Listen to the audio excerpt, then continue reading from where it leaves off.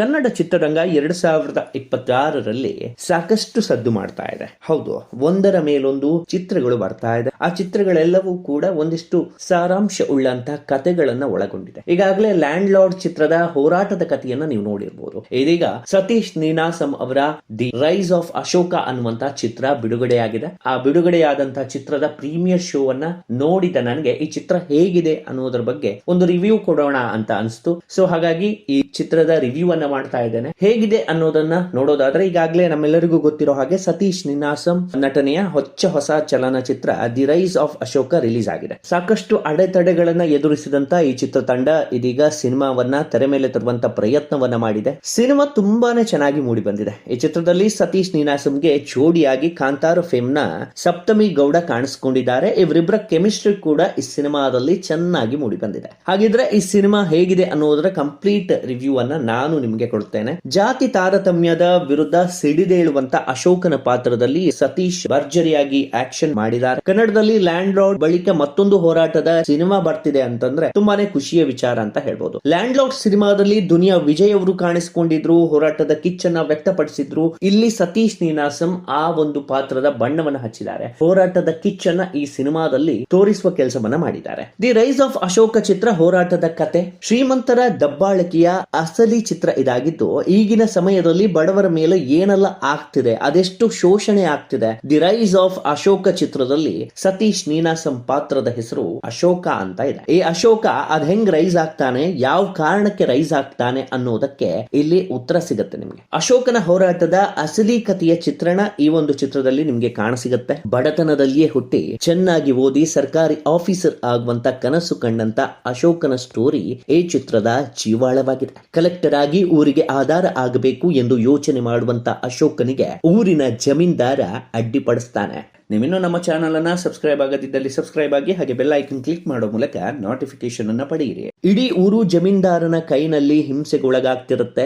ಈ ಕಡೆ ಅಶೋಕನ ಗುರಿ, ಆ ಕಡೆ ಜಮೀನ್ದಾರನ ಅಟ್ಟಹಾಸ. ಇವೆಲ್ಲದರ ಮಧ್ಯೆ ರೋಸಿ ಹೋಗೋ ಅಶೋಕ ಜಮೀನ್ದಾರ್ ಶೋಷಣೆಯ ವಿರುದ್ಧ ಸಿಡಿದೇಳೋ ಪ್ರಯತ್ನಕ್ಕೆ ಮುಂದಾಗ್ತಾನೆ. ಊರಿನ ಜನರನ್ನ ಬಡಿದೆಬ್ಬಿಸೋ ಕೆಲಸವನ್ನ ಅಶೋಕ ಮಾಡ್ತಾನೆ. ಆದ್ರೆ ಊರಿನ ಜನರಿಗೆ ಜಮೀನ್ದಾರರ ಮೇಲೆ ಸಾಕಷ್ಟು ಭಯ. ಈ ಕಾರಣಕ್ಕೆ ಅಶೋಕ ಒಬ್ಬಂಟಿಯಾಗಿ ಎದ್ದು ನಿಂತು ಜಮೀನ್ದಾರನ ಅಟ್ಟಹಾಸ ಬ್ರೇಕ್ ಹಾಕ್ತಾನೆ. ಊರಿನ ಸಮಸ್ಯೆಗೆ ಅಶೋಕ ಪರಿಹಾರ ಹುಡುಕಲು ಯಶಸ್ವಿ ಆಗ್ತಾನೆ. ಅವನ ಕಲೆಕ್ಟರ್ ಆಗೋ ಕನಸು ಈಡೇರುತ್ತಾ ಅನ್ನೋದನ್ನ ನೀವು ನೋಡ್ಬೇಕಾದ್ರೆ ಒಂದೊಮ್ಮೆ ಥಿಯೇಟರ್ಗೆ ಹೋಗಿ ಈ ಚಿತ್ರವನ್ನ ನೋಡ್ಲೇಬೇಕು. ದಿ ರೈಸ್ ಆಫ್ ಅಶೋಕ ದೊಡ್ಡ ಮಟ್ಟದಲ್ಲಿ ತೆರೆಗೆ ಬರ್ತಿದೆ. ಕನ್ನಡ ಅಷ್ಟೇ ಅಲ್ಲ, ತೆಲುಗು, ತಮಿಳ್ ಭಾಷೆಯಲ್ಲೂ ಈ ಚಿತ್ರ ಬಿಡುಗಡೆಯಾಗಿದೆ. ಕ್ರೇಜಿ ಸ್ಟಾರ್ ರವಿಚಂದ್ರನ್, ದುನಿಯಾ ವಿಜಯ್, ವಸಿಷ್ಠ ಸಿಂಹ ಹೀಗೆ ಅನೇಕರು ಈ ಸಿನಿಮಾಕ್ಕೆ ಶುಭಾಶಯವನ್ನ ಕೋರಿದ್ದು, ಈ ಸಿನಿಮಾ ಟ್ರೈಲರ್ ನೋಡಿದಂತಹ ಅವರು ಸಾಕಷ್ಟು ಒಳ್ಳೆಯ ಅಭಿಪ್ರಾಯವನ್ನ ವ್ಯಕ್ತಪಡಿಸಿದ್ರು. ಇಂತಹ ಚಿತ್ರಗಳು ಕನ್ನಡ ಚಿತ್ರರಂಗಕ್ಕೆ ಬರಬೇಕು, ಸಾಮಾಜಿಕ ಕಳಕಳಿಯನ್ನ ಬೀರುವಂತ ಪ್ರಯತ್ನವನ್ನ ಕನ್ನಡ ಚಿತ್ರರಂಗ ಮಾಡಬೇಕು. ಈ ಒಂದು ಚಿತ್ರತಂಡಕ್ಕೆ ಶುಭವಾಗಲಿ, ಈ ಚಿತ್ರ ಯಶಸ್ವಿಯಾಗಿ ಪ್ರದರ್ಶನವನ್ನ ಕಾಣಲಿ ಅಂತ ಶುಭ ಹಾರೈಸಿದ್ರು.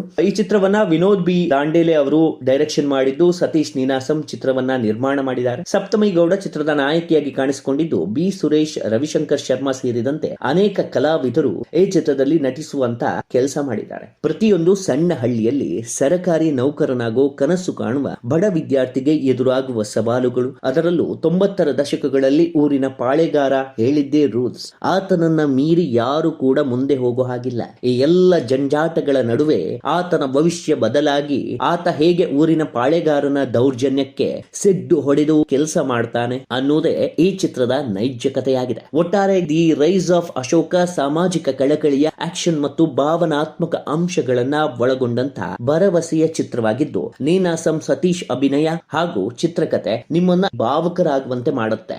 ಈ ಚಿತ್ರವನ್ನ ನೀವು ಕೂಡ ಫ್ಯಾಮಿಲಿ ಸಮೇತರಾಗಿ ನೋಡಿ ಇಂತಹ ಸಾಮಾಜಿಕ ಕಳಕಳಿ ಇರುವಂತಹ ಚಿತ್ರವನ್ನ ಬೆಳೆಸುವ ಕೆಲಸವನ್ನ ಮಾಡಿ. ಕನ್ನಡ ಚಿತ್ರರಂಗದಲ್ಲಿ ಇಂತಹ ಹೋರಾಟದ ಕಥೆಗಳು ಇನ್ನಷ್ಟು ಬರಲಿ. ಈ ಮೂಲಕ ಸಮಾಜದಲ್ಲಿ ನಡೆಯುತ್ತಿರುವ ದೌರ್ಜನ್ಯಗಳ ಮೇಲೆ ಬೆಳಕು ಚೆಲ್ಲುವಂತ ಪ್ರಯತ್ನ ಹೀಗೆ ಮುಂದುವರಿಯಲಿ ಎನ್ನುವುದು ನಮ್ಮ ಆಶಯ. ಅಷ್ಟೇ ಅಲ್ಲದೆ ಸತೀಶ್ ನೀನಾಸಂ ಅವರು ಈ ಹಿಂದೆ ಅನೇಕ ಚಿತ್ರಗಳಲ್ಲಿ ಕಾಣಿಸಿಕೊಂಡಿದ್ರು. ಆ ಚಿತ್ರಕ್ಕಿಂತ ವಿಭಿನ್ನವಾದ ಶೇಡ್ ನಲ್ಲಿ ಈ ಚಿತ್ರದಲ್ಲಿ ಕಾಣಿಸಿಕೊಂಡಿರುವುದು ತುಂಬಾನೇ ಸ್ಪೆಷಲ್ ಆಗಿದೆ. ನೀನಾಸಂ ನೀನಾಸಂ ರಂಗ ಅಧ್ಯಯನ ಕೇಂದ್ರದ ಮೂಲಕ ತಮ್ಮ ನಟನೆಯನ್ನ ಆರಂಭಿಸಿ ಚಿತ್ರರಂಗಕ್ಕೆ ಎಂಟ್ರಿ ಕೊಟ್ಟಂತಹ ನೀನಾಸಂ ಅವರು ತಮ್ಮ ನಟನೆಯಲ್ಲಿ ಸಾಕಷ್ಟು ಶ್ರಮವನ್ನ ಪಟ್ಟು ಲೀಲಾಜಾಲವಾಗಿ ಯಾವುದೇ ಪಾತ್ರವನ್ನ ಕೊಟ್ಟರು ಅದರಲ್ಲಿ ಜೀವಿಸುವಂತ ಕೆಲಸವನ್ನ ಮಾಡ್ತಾರೆ. ಈ ಚಿತ್ರದಲ್ಲೂ ಕೂಡ ನೀನಾಸಂ ಅವರು ಪಾತ್ರಕ್ಕೆ ಒಂದೊಳ್ಳೆ ವೈಟೇಜ್ ಅನ್ನ ಕೊಟ್ಟಿದ್ದಾರೆ. ಹಾಗೆ ಈ ಚಿತ್ರದಲ್ಲೂ ಕೂಡ ತಮ್ಮ ಅಭಿನಯದ ಇನ್ನಷ್ಟು ಮಜಲುಗಳನ್ನ ತೋರಿಸುವ ಕೆಲಸವನ್ನ ನೀನಾಸಂ ಸತೀಶ್ ಅವರು ಮಾಡಿದ್ದಾರೆ. ಒಂದು ಸಣ್ಣ ಬ್ರೇಕ್ ನ ನಂತರ ಈಗ ಒಂದೊಳ್ಳೆ ಕಂಬ್ಯಾಕ್ ಮಾಡುವಂತ ಪ್ರಯತ್ನವನ್ನ ಸತೀಶ್ ನೀನಾಸಂ ಮಾಡಿದ್ದಾರೆ. ಅಷ್ಟೇ ಅಲ್ಲದೆ ಸಪ್ತಮಿ ಗೌಡ ಇವರಿಗೆ ಜೋಡಿಯಾಗಿ ಕಾಣಿಸಿಕೊಂಡಿದ್ದು ಇವರು ಕೂಡ ತುಂಬಾ ಚೆನ್ನಾಗಿ ಅಭಿನಯಿಸಿದ್ದಾರೆ. ಸೊ ಇವರಿಬ್ಬರ ಕೆಮಿಸ್ಟ್ರಿ ಸೂಪರ್ ಆಗಿ ಮೂಡ್ ಬಂದಿದ್ದು